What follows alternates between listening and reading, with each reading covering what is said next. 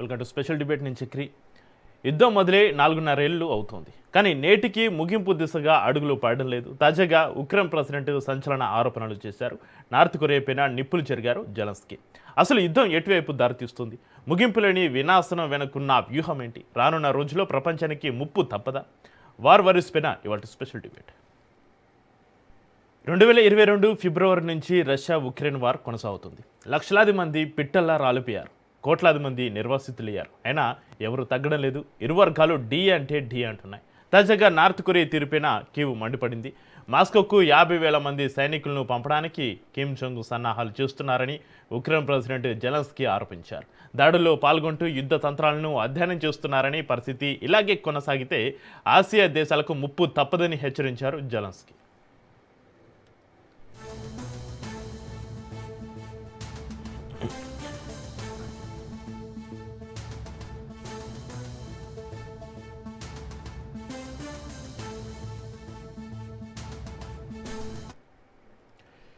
యుద్ధంలో అనుభవాన్ని పెంచుకున్న అనంతరం రష్యా నుంచి లైసెన్సులు పొంది అన్ని రకాల సైనిక పరికరాలను పొందడానికి కిమ్ వ్యూహరచన చేస్తున్నట్లుగా వార్తలు వచ్చాయి. దాడుల్లో నార్త్ కొరియా క్షిపణులను మాస్కో వాడినట్లుగా తమ సైన్యం కనుగొందని జెలెన్స్కీ తెలిపారు. అందుకే రష్యాను ఎదుర్కోవడానికి తమకు సహకరించాలని దక్షిణ కొరియాను కోరామన్నారు. అంతేకాకుండా అంతర్జాతీయ మద్దతు కూడగట్టేందుకు దౌత్యపరమైన ప్రయత్నాలు చేస్తుంది ఉక్రెయిన్. సెర్బియా అధ్యక్షుడు అలెగ్జాండర్ తోటి జెలెన్స్కీ భేటీ అయ్యారు. యూరోపియన్ యూనియన్లో చేరాలనే ఉమ్మడి లక్ష్యం కోసం ఇరు దేశాలు కలిసి పనిచేస్తాయన్నారు.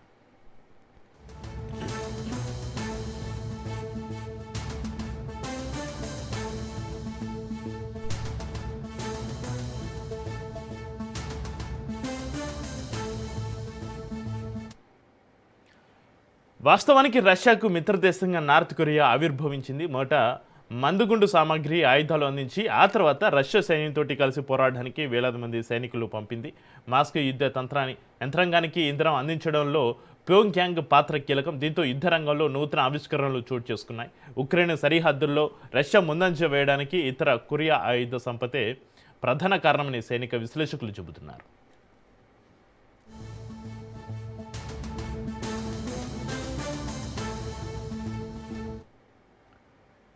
2024 జూన్లో రష్యా అధ్యక్షుడు వ్లాదిమిర్ పుతిన్, ఉత్తర కొరియా అధినేత కిమ్ జోంగ్ ఉన్ మధ్య కుదిరిన సమగ్ర వ్యూహాత్మక భాగస్వామ్య ఒప్పందం కూటమికి పునాది వేసింది. అగ్రిమెంట్ ప్రకారం రష్యాకు ఆయుధాలు ఇవ్వడం ద్వారా ఉత్తర కొరియాకు చమురు, విదేశీ కరెన్సీ, సాంకేతికత లభించనున్నాయి. దీంతో రష్యాకు మద్దతుగా ఉత్తర కొరియా, ఉక్రెయిన్కు మద్దతుగా దక్షిణ కొరియా ఉండడంతో యుద్ధ ముగింపు పైన నీలి నీడలు కమ్ముకున్నాయి. ఇక ఇదే అంశంపైన చర్చిద్దాం. మనకు అందుబాటులో ఉన్నారు మన్య కోటేశ్వరరావు గారు, విశ్లేషకులు. కోటేశ్వరరావు గారు నమస్కారం అండి.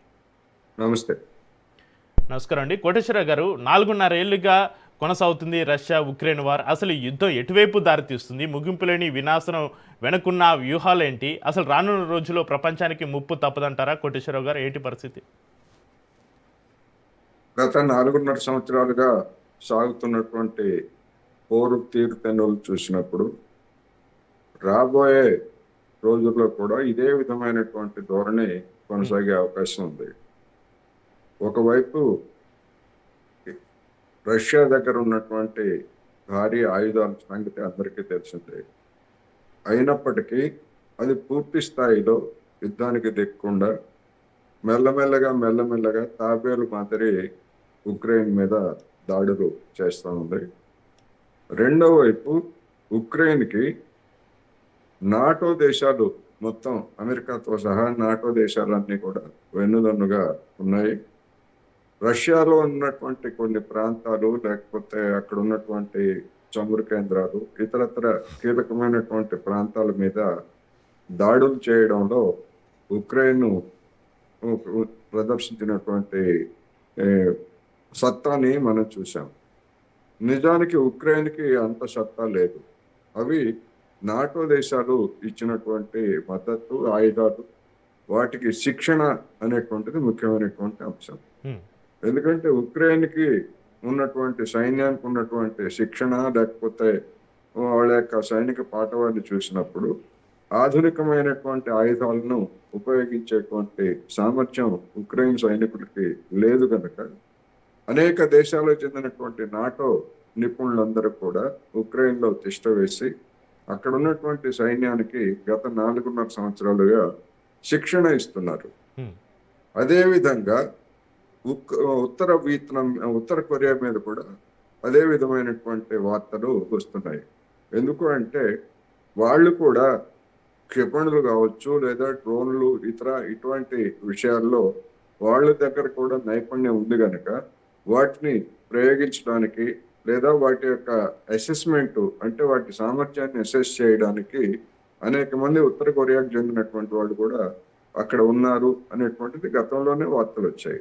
అయితే ఉక్రెయిన్ ఈ విషయంలో రెండు మాటలు మాట్లాడుతూ ఉంది. ఒకవైపు వేలాది మంది సైనికుల్ని ఉత్తర కొరియా నుంచి రప్పిస్తున్నారు, రష్యాలో ఉన్నటువంటి ప్రాంతాల్లో వాళ్ళని నియమిస్తున్నారు అని చెప్తూనే, నియమించారు తప్ప మా మీద దాడుల్లో వాళ్ళేమి ఎక్కడ ప్రత్యక్షంగా పాల్గొన్నటువంటి ఉదంతాలు లేవు అని మరొక మాట కూడా చెప్తా ఉంది. అందుకని మీడియాలో వస్తున్నటువంటి వార్తలు, రాయిటర్స్ సంస్థ కావచ్చు లేదా ఇతర అంతర్జాతీయ మీడియా సంస్థలు ఇచ్చేటువంటి కథనాలన్నీ కూడా ఏకపక్షంగా ఉంటున్నాయి, నిర్ధారితం కావట్లేదు, నిర్ధారితమైనటువంటి వార్తలు ఇవ్వడం లేదు అనేటువంటి విమర్శ కూడా ఉంది. అందుకని నిజంగా ఉత్తర కొరియాలో ఏ మేరకు అక్కడ పనిచేస్తున్నారు అంటే నేను ముందే చెప్పినట్టుగా కొన్ని అంటే ఆపరేషన్ ఉంది, బ్యాక్ ఎండ్ వెనకాల ఉండేటువంటి ఆపరేషన్స్ కొన్ని చేస్తున్నారనేటువంటిది చెప్పుకోవచ్చు. ఉత్తర కొరియా కూడా గతంలో చెప్పింది, ఎందుకు మీరు సహకరిస్తున్నారా అంటే, అవును మా సోదర దేశం, మేము ఒప్పందం చేసుకున్నాం, మా సోదర దేశం కనుక మేము సహకరిస్తే తప్పేమిటి అన్నారు తప్ప మేము సహకరిస్తున్నామని కానీ లేకపోతే మేము ఇన్ని వేల మందిని మిలిటరీని అక్కడికి పంపించామని కానీ ఉత్తర కొరియా అధినేత ప్రకటించలేదు. అందుకని ఎవరి గేమ్ వాళ్ళు ఆడుతున్నారనేటువంటి మాట వాస్తవం. రష్యా వరకు వచ్చేసరికి చౌకగా తయారయ్యేటువంటి మందుగుండు ఉత్తర కొరియాలో చౌకగా తయారవుతుంది. అదేవిధంగా డ్రోన్స్ ఇరాన్ నుంచి వస్తున్నాయి. ఇట్లా తీసుకుంటున్నమాట వాస్తవం. దానికి ఆయా దేశాలకు అవసరమైనటువంటి సాయాన్ని మరో రూపంలో రష్యా అందజేస్తూ ఉంది. కోటేశ్వరరావు గారు, రష్యాకు మద్దతుగా ఉత్తర కొరియా సైనికులను రంగంలోకి దించితే ఒకవేళ దానివల్ల భవిష్యత్తులో ఆసియా దేశాల భద్రతపైన ఎలాంటి ప్రభావం చూపించే అవకాశం ఉందంటారు? ఏమేమి ఉండేటువంటి అవకాశం ఏమీ లేదు. ఎందుకు అంటే ఇప్పుడు మనం ప్రపంచంలో దాదాపు 800 చోట్ల, అన్ని ఖండాల్లో 800 చోట్ల అమెరికా తన సైనిక కేంద్రాలను నిర్వహిస్తూ ఉంది. మరి ఆ సైనిక కేంద్రాలతోటి ప్రపంచానికి మరి రావాలి కదా. ఆ విధంగా చూసుకున్నప్పుడు ఉత్తర కొరియా కానీ, రష్యా కానీ, లేకపోతే చైనా కానీ ఇట్లాంటి ఇంత పెద్ద సంఖ్యలో సైన్యాన్ని నిర్వహిస్తున్నటువంటి దాఖలాలు ఎక్కడా లేవు.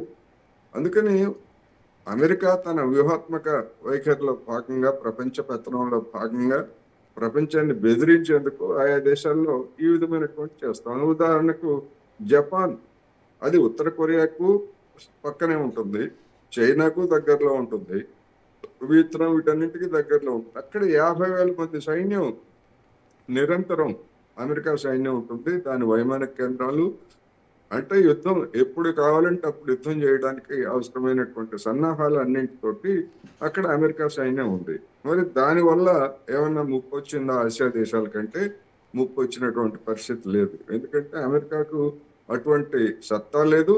ఒకవేళ అటువంటి దుస్సాహసానికి పాల్పడితే మనం చూస్తున్నాం, ఇరాన్ ఎంతో బలహీనమైనటువంటి దేశం, మిలిటరీ రీత్యా ఎంతో బలహీనమైనటువంటిది, అనేక దాని పాఠవాలను దెబ్బతీసినటువంటి పరిస్థితి. అయినప్పటికీ ఇరాన్ని లొంగదీసుకోవడంలో గడిచినటువంటి 5 నెలలుగా మరి అమెరికా అన్ని పాటలు పడుతుందో మనం చూసాం. అందుకని ప్రపంచంలో ఇటువంటి పరిణామాలు ఉత్తర కొరియా నుంచి రష్యా వెళ్ళినా లేకపోతే ఇంకో దేశానికి వెళ్ళినా కానీ అది ఏదో ప్రపంచానికి ముప్పుగా పరిగణిస్తుంది అనేటువంటి ఆలోచనలు చేయాల్సినటువంటి అవసరం లేదు. అలాంటి పరిస్థితి కూడా లేదు అని చెప్పొచ్చు. కోటేశ్వరరావు గారు, ఇక్కడ రష్యా ఉత్తర కొరియా మధ్య వ్యూహాత్మక ఒప్పందం కుదిరింది అనే వార్తలు అయితే వస్తున్నాయి. అయితే రష్యా ఉత్తర కొరియా మధ్య కుదిరిన వ్యూహాత్మక ఒప్పందంతో అంతర్జాతీయ కూటమిల సమీకరణాలపైన ఎలాంటి మార్పు తెస్తుందంటారు? రష్యా ఉత్తర కొరియా మధ్య వ్యూహాత్మక ఒప్పందం ఇవాళ కుదరటం కాదు. 1950 దశకంలోనే రెండో ప్రపంచ యుద్ధం ముగిసిన తర్వాత ఉత్తర కొరియా మీద దక్షిణ కొరియా అదేవిధంగా అమెరికన్ సేనలు దాడులు చేసినప్పుడు ఆ ఉత్తర కొరియాకి మద్దతుగా అమెరికా రష్యా ఆనాడు ఉన్నటువంటి సోవియట్ యూనియన్ అదేవిధంగా చైనా కూడా తమ సైన్యాలని కొరియాలోకి నడిపి ఒక యుద్ధం చేశాయి. ఏది ఉత్తర కొరియా తరఫున. అప్పటి నుంచి 1950 దశకంలో యుద్ధ విరమణ జరగలేదు, ఒక శాంతి ఒప్పందం జరిగింది. అప్పటి నుంచి ఆ దేశాలు ఒక విధంగా చెప్పాలంటే టెక్నికల్ గా ఆ ఉత్తర కొరియాలో నాటి సోవియట్ యూనియన్, ఆ తర్వాత దాని వారసురాలుగా వచ్చినటువంటి రష్యా, ఇవన్నీ కూడా ఒక విధంగా యుద్ధంలో ఉన్నట్టే. అందుకని అప్పటి నుంచి వాళ్ళ ఆ రెండు దేశాల మధ్య మిత్రత్వం కొనసాగుతూనే ఉంది 1950 దశకం నుంచి. ఇవాళ కొత్తగా వచ్చింది అయితే కాదు. కోటేశ్వర గారు, ఉత్తర కొరియా సైనికులు ఈ యుద్ధం ద్వారా పొందుతున్న ప్రత్యక్ష యుద్ధ అనుభవం ఆ దేశ మిలిటరీ శక్తిని ఎంతవరకు పెంచుతుందంటారు? ఏ దేశానికైనా ఇది ఉపయోగపడుతుంది, ఏ దేశానికైనా ఉపయోగపడుతుంది. ఎందుకంటే ఇప్పుడు ప్రత్యక్షంగా యుద్ధాలలో పాల్గొన్నటువంటి పరిస్థితుల్లో ఆయుధాలు ఏ విధంగా పనిచేస్తున్నాయి అని పరీక్షించుకోవడానికి వాటికి ఉపయోగపడుతుంది. ఉత్తర కొరియాకి ఉపయోగపడుతుంది. తాను తయారు చేసినటువంటి ఆయుధాలు లేదా మందుగుండు ఎంత సమర్థవంతమైందో అసెస్ చేయడానికి దానికి ఉపయోగపడుతుంది. అదేవిధంగా దీర్ఘకాలం ఈ విధమైనటువంటి యుద్ధాలు ఒకవేళ సాగేట్లయితే ఎవరితో సాగుతుంది? పక్కనే ఉన్నటువంటి దక్షిణ కొరియాలో తిష్ట వేసినటువంటి అమెరికాతో సాగుతుంది. దక్షిణ కొరియాలో కూడా అమెరికా సైన్యం వేలాది మంది ఉన్నారు అక్కడ. ఏమిటి, ఎందుకు అంటే ఉత్తర కొరియా వాళ్ళు దక్షిణ కొరియా మీద దాడి చేస్తారు అని చెప్తున్నారు. నిజానికి కుదిరినటువంటి ఒప్పందం ప్రకారం రెండు కొరియాలను కూడా విలీనం చేయాలి. ఉత్తర వియత్నాం దక్షిణ వియత్నాంను ఎట్లాగైతే విలీనం చేశారో అది కూడా బలవంతంగానే. ఎందుకంటే అమెరికా లేదా జపాను, ఫ్రాన్స్ ఇవన్నీ కూడా దాడి చేసి ఉత్తర వియత్నాం దెబ్బతీసేందుకు ప్రయత్నించాయి. వాళ్ళని ఓడించి ఆ రెండు కూడా విలీనమయ్యాయి. ఇక్కడ ఉత్తర వియత్నాంకి అదేవిధంగా ఉత్తర కొరియాకి దక్షిణ కొరియాకి అదే విధమైనటువంటి విలీనం జరగాల్సి ఉంది. ఇంకా చరిత్రలో అది మిగిలి ఉంది. అయితే ఇంకా దానికి అనువైనటువంటి పరిస్థితులు రాలేదు కనుక అనే పేరుతోటి దక్షిణ కొరియాలో అమెరికా వేలాది మంది సైనికులతో తిష్ట వేసింది. అంతటి అమెరికా సైనిక శక్తిని ఓడించేటువంటి సత్తా ఉత్తర కొరియాకు లేదు కనుక అది సమయం పాటిస్తూ ఉంది. మధ్య మధ్యలో గిల్లి గజ్జాలు ఇట్లాంటి రెండు వైపుల నుంచి జరుగుతూ ఉంటాయి. కోటేశ్వర గారు, ఇక్కడ రష్యాకు ఆయుధాలు సైనికులు అందిస్తున్నటువంటి ఉత్తర కొరియాకు మాస్క్ నుంచి ఏ రకమైన సాంకేతిక ఆర్థిక లబ్ధి చేకూరుతుందంటారు? ఇప్పుడు ఉత్తర కొరియా అనేటువంటిది ఒక చిన్న దేశం. ఆ ఉత్తర కొరియాకి అవసరమైనటువంటి సైనిక లేకపోతే సాంకేతిక పరమైనటువంటి పరిజ్ఞానాన్ని అటు రష్యా అందజేస్తున్నాయి, అటు చైనా కూడా అందజేస్తున్నాయి. అదేవిధంగా ఆర్థికంగా ఆ రెండు దేశాలు దాన్ని పూర్తిగా ఆదుకుంటున్నాయి.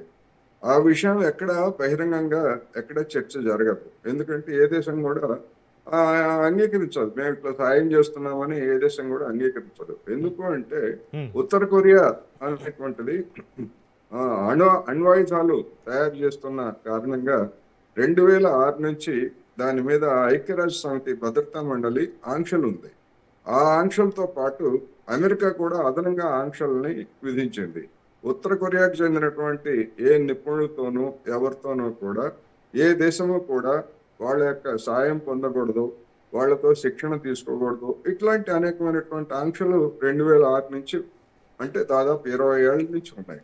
ఇటువంటి పరిస్థితుల్లో ఉత్తర కొరియాకి అవసరమైనటువంటి ఆర్థిక సాయాన్ని ఆ ఆంక్షలకు భిన్నంగా సాయం అందజేయడంలో ఈ సోషలిస్ట్ దేశంగా ఉన్నటువంటి చైనా కావచ్చు, వియత్నాం కావచ్చు, లేదా ఈ రష్యా కావచ్చు, ఎందుకంటే మొదటి నుంచి ఉన్నటువంటి అనుబంధం, ఆ రెండు దేశాల మధ్య ఉన్నటువంటి అనుబంధం, లేదా వ్యూహాత్మకమైనటువంటి ఆ కీలకమైనటువంటి ప్రాంతంతో అటువంటి బంధం కొనసాగుతాం.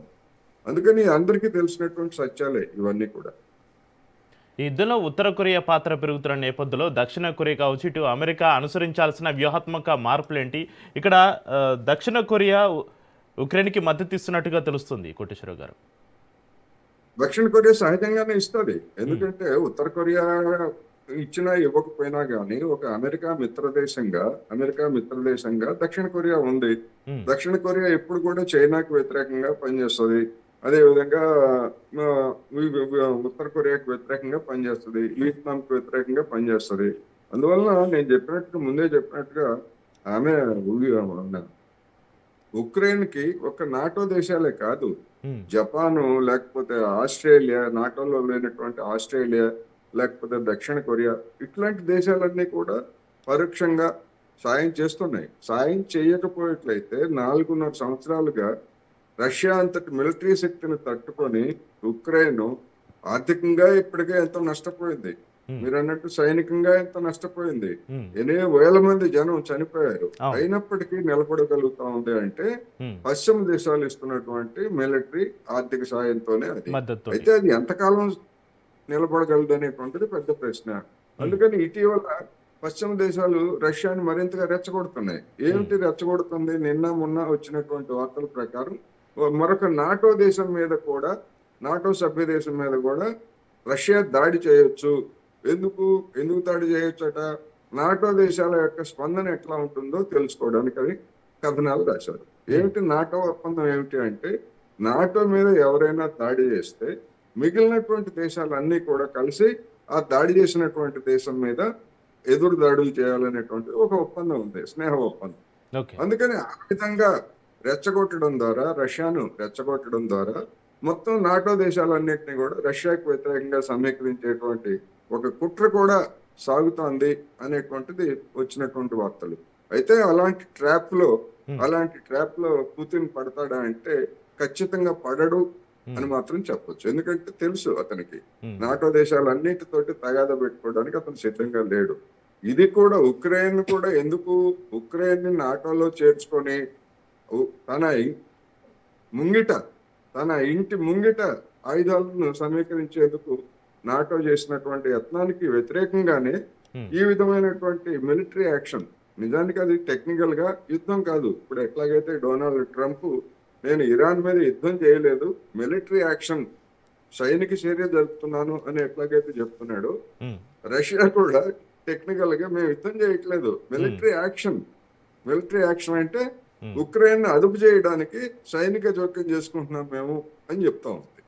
అందుకని మామూలు మన పరిభాషలో మనం అందరం కూడా రోజు యుద్ధం అని మాట్లాడతాం. కానీ అది సాంకేతికంగా చెప్పాలంటే military action led by Russia against Ukraine. Koteswararao గారు, ఉక్రెయిన్ అధ్యక్షుడు జెలెన్స్కీ సెర్బియా వంటి దేశాలతో జరుపుతున్నటువంటి దౌత్య చర్చలు రష్యా ఒంటరితనాన్ని ఎంతవరకు ప్రభావితం చేస్తాయంటారు? ఇప్పటి వరకు 4.5 సంవత్సరాల్లో రష్యాను ఒంటరి చేయడానికి అన్ని రకాల ప్రయత్నాలు చేశారు. ఉమ్, ఇప్పుడు కూడా తాజాగా అమెరికా సెనెట్ నిన్న ఆమోదించినటువంటి బిల్లు ప్రకారం రష్యా నుంచి చమురు కొనుగోలు చేసేటువంటి దేశాల మీద 100% దిగుమతి సుంకాలు విధిస్తామని చెప్పేసి సెనెట్ ఒక బిల్లును ఆమోదించింది. ఎవరు చేసుకుంటున్నారు? చైనా, అదేవిధంగా భారత్. ఇవాళ అంటే తాజాగా జూన్ లెక్కల ప్రకారం మన దేశానికి అవసరమైనటువంటి ముడి చమురుని దాదాపు 50% మేరకు ఉమ్, రష్యా నుంచి మనం దిగుమతి చేసుకుంటున్నాం. అదేవిధంగా చైనా కూడా గణనీయంగా చేసుకుంటుంది. మన 2 దేశాలతో పాటు మరొక 3 దేశాలు రష్యా నుంచి దిగుమతి చేసుకుంటున్నాయి కనుక మొత్తం 5 దేశాల కోసం డొనాల్డ్ ట్రంప్ అటువంటి బిల్లు పెట్టాడు. అయినా కానీ మనం కానీ లేకపోతే చైనా కానీ ఆ దేశాలు కానీ దాన్ని ఒక పనికిరాని పేపర్ లాగా చూస్తున్నాయి తప్ప ఆ ఆంక్షలను ఎప్పుడు కూడా పట్టించుకోవట్లేదు. మరి నరేంద్ర మోడీ గారు ఏ విధంగా స్పందిస్తారో మనం రాబోయే రోజుల్లో చూడాల్సి. అందుకని రష్యా మీద ఆంక్షలు పెడుతూనే ఉన్నారు, వాటిని ఇంకా టైట్ చేస్తూనే ఉంది అమెరికా. అయినా కానీ రష్యా తగ్గడం లేదు అనేది కూడా మనం గమనించవచ్చు. రెండో వైపు కోటేశ్వరరావు గారు, 4.5 ఏళ్లుగా ముగింపులోని ఈ యుద్ధాన్ని దౌత్య మార్గాల ద్వారా ఆపడం సాధ్యమవుతుందంటారా, లేక ఇది మరింత విస్తరించే ప్రమాదం ఉందా? అది ఐరోపా దేశాలు అమెరికా మీద ఆధారపడుతుంది. ఎందుకు అంటే యుద్ధం, ఈ సైనిక చర్య ప్రారంభం నుంచి మొదటి నుంచి చెప్తున్నది ఏంటి? రష్యా ఏం చెప్తా ఉంది? మా దేశానికి దగ్గరగా ఈ నాటో కూటమిని విస్తరించకూడదు అని 1990 దశకంలో, అంటే సోవియట్ యూనియన్ కూలిపోయినప్పుడు ఈ నాటో దేశాలన్నీ కూడా ఒక ఒప్పందం చేసుకున్నాయి. మేము మీ వైపుగా నాటోని విస్తరించము అనేటువంటి ఒప్పందం చేసుకొని దాన్ని ఉల్లంఘించినటువంటి దేశాలు ఐరోపా దేశాలు. ఆ ఉల్లంఘించి ఉక్రెయిన్కి సభ్యత్వం ఇవ్వటం అంటే విస్తరించడం, సరిహద్దుల్లోకి రష్యా సరిహద్దుల్లోకి నాటో వెళ్ళిపోతుంది. అటువంటి పరిస్థితుల్లో ఆ విధంగా చేయవద్దు అనేటువంటిది మొదటి నుంచి రష్యా చెప్తా ఉంది. ఆ విధంగా చేసేట్లయితే ఉక్రెయిన్కి సంబంధించినటువంటి భద్రత, ప్రాదేశిక సమగ్రతకు మేము హామీ ఇస్తాము, ఎలాంటి ఆక్రమణలకు గురి కాదు అని చెప్పేసి చెప్తోంది. అయినా కానీ బలవంతంగా ఏ దేశంలో ఏ కూటమిలో అయినా చేరేందుకు ఉక్రెయిన్కి రైట్ ఉన్నది అనేటువంటి పేరుతోటి, ఆ పేరుతోటి డెమోక్రసీ అనే పేరుతోటి పశ్చిమ దేశాలన్నీ కూడా నాటకం ఆడుతున్నాయి. అయితే మీ పని మీరు చేయండి, నా పని నేను చేస్తానని చెప్పేసి రష్యా మిలిటరీ యాక్షన్ ప్రారంభించింది. ఎవరు ఇబ్బంది పడుతుంది? ఎవరు అల్టిమేట్ గా? రష్యా కొంతమేరకు ఇబ్బంది పడుతున్నమాట వాస్తవం. అట్ ది సేమ్ టైం దానికంటే ఉక్రెయిన్ లో ఉన్నటువంటి వాళ్ళు దాదాపు 60-70 లక్షల మంది ఇరుగు పొరుగు దేశాలకి వలస వెళ్లి కాందశీకులుగా బతుకుతున్నారు. ఎంతకాలం ఆ దేశాలు భరిస్తాయి అనేటువంటిది వాటికి సమస్య. వీళ్ళు కూడా, మరి ఉక్రెయినియన్లు కూడా విదేశాల్లో ఎంతకాలం అట్లా ఉంటారు అనేటువంటిది ఇదొక సమస్య. అవును. రష్యా ఉక్రెయిన్ పోరు కాస్త రాబోయే రోజుల్లో గ్లోబల్ వార్ లేదా మూడో ప్రపంచ యుద్ధానికి దారితీసే సూచనలు కనిపిస్తున్నాయా కోటేశ్వరరావు గారు? లేవు, ఖచ్చితంగా లేవు. 100% కాదు, 110% చెప్పొచ్చు. ఎందుకంటే ఇవాళ ఉన్నటువంటి ప్రపంచ బలాబలాల్లో, ఎందుకంటే అణ్వాయుధాలు అనేటువంటివి కలిగినటువంటి దేశాలు ఉత్తర కొరియా దగ్గర కూడా అణ్వాయుధాలు ఉన్నాయి. మరి అటువంటి పరిస్థితుల్లో ఎవరి మీదైనా ఎవరు ప్రయోగించినా గానీ సర్వనాశనం అవుతారు. అందుకనే ఈ దేశాలు, ఇట్లాంటి దేశాలన్నింటి దగ్గర కూడా అణ్వాయుధాలు ఉన్నాయి అనేటువంటి సమాచారం తెలుసు కనుకనే అమెరికా కూడా ఒళ్ళు దగ్గర పెట్టుకొని వ్యవహరిస్తా ఉంది. ఇరాన్ మీద ఎందుకు దాడి చేస్తా ఉంది మనకు తెలుసు కదా. ఇరాన్ అణ్వాయుధాలు తయారు చేస్తా ఉంది. అందుకనే దాని అణు సామర్థ్యాన్ని దెబ్బతీయడానికి మేము చేస్తున్నామని బహిరంగానే బహిరంగంగా ప్రకటించింది. నిజానికి ఇరాన్ అటువంటి అణ్వాయుధాలు తయారు చేసిందో లేదో మనకైతే తెలియదు. దాని యొక్క అణుశుద్ధి ఎంత పర్సెంటేజో కూడా నిజానికి తెలియదు. కానీ వాళ్ళు చెప్తున్నారు, ఎస్ మాకు రైట్ ఉంది, ఎందుకంటే మా మీద పదే అమెరికా, ఇజ్రాయెల్ దాడులు చేస్తున్నాయి కనుక మేము ఆత్మరక్షణ చేసుకోవాలంటే మేము అణ్వాయుధాలను కలిగి ఉండాలి, కలిగి ఉంటేనే ఆ దేశాలు అదుపులో ఉంటాయని ఓపెన్ గా చెప్తున్నారు. మరి అటువంటి దానికి మీరు మాకు హామీ ఇవ్వండి. ఇప్పుడు కూడా చెప్తుంది అదే కదా, మాకు శాశ్వతంగా మా మీద ఉత్తిపుణ్యానికే దాడి చేయము అనేటువంటి హామీ భద్రతా మండలి ద్వారా రావాలి. అమెరికాతో కుదుర్చుకునేటువంటి ఒప్పందానికి కూడా ఇరాన్ పెట్టుకున్న షరతు ఏమిటంటే దానికి భద్రతా మండలి హామీ ఉండాలని పెడతా ఉంది. గతంలో ఎప్పుడు ఈ విధమైనటువంటి షరతులు, ఈ విధమైనటువంటి లింక్ పెట్టలేదు. ఎందుకని పదే అమెరికా, ఇజ్రాయెల్ దాడులు చేస్తున్నాయి కనుక దీనికి ఒక ముగింపు పలకాలంటే భద్రతా మండలి హామీ ఉండాలి. మరి భద్రతా మండలి హామీ ఉంటే అప్పుడు జరిగేది ఏమిటి? ఆ ఒప్పందాన్ని ఎవరు ఉల్లంఘిస్తే వాళ్ళ మీద యాక్షన్ తీసుకోవడానికి భద్రతా మండలిలో ఉన్నటువంటి తీర్మానాల ప్రకారం ఏ దేశమైనా కూడా ప్రయత్నించవచ్చు. అందుకని ఇప్పుడు అసలు ఒప్పందం కుదరకుండా ఇదే విధమైనటువంటి సిచ్యువేషన్ ని కొనసాగించడానికి కూడా అమెరికా చేస్తున్నటువంటి యత్నాలు కూడా మనం ఇరాన్ విషయంలో కూడా చూడొచ్చు. అటువంటిది మరి ఉక్రెయిన్ విషయంలో పశ్చిమ దేశాలు ఇదే కుట్రను కొనసాగిస్తే మరొక 4.5 ఏళ్ళు జరిగిన ఆశ్చర్యం లేదు. మనం చూసాం, అమెరికా పెట్టినటువంటి చిచ్చుతోటి 1980 దశకంలో దాదాపు 8 సంవత్సరాలు ఇరాన్, ఇరాక్ యుద్ధం చేసుకున్నాయి. 8 సంవత్సరాలు. అదేవిధంగా ఉత్తర వియత్నాంలో 1954 నుంచి 1975 వరకు జపాను, ఫ్రాన్స్, అమెరికా 3 దేశాలు కలిపి దాదాపు 20 ఏళ్ళు యుద్ధం చేశాయి అక్కడ. అందుకని మరి ఎంతకాలం సాగుతుంది అనేటువంటిది పశ్చిమ దేశాల మీదనే ఆధారపడి. థ్యాంక్ యూ కోటేశ్వరరావు గారు, మీ అభిప్రాయం షేర్ చేసుకున్నందుకు. ఇది వాటి స్పెషల్ డిబేట్ చూస్తూనే ఉండండి రాష్ట్ర న్యూస్.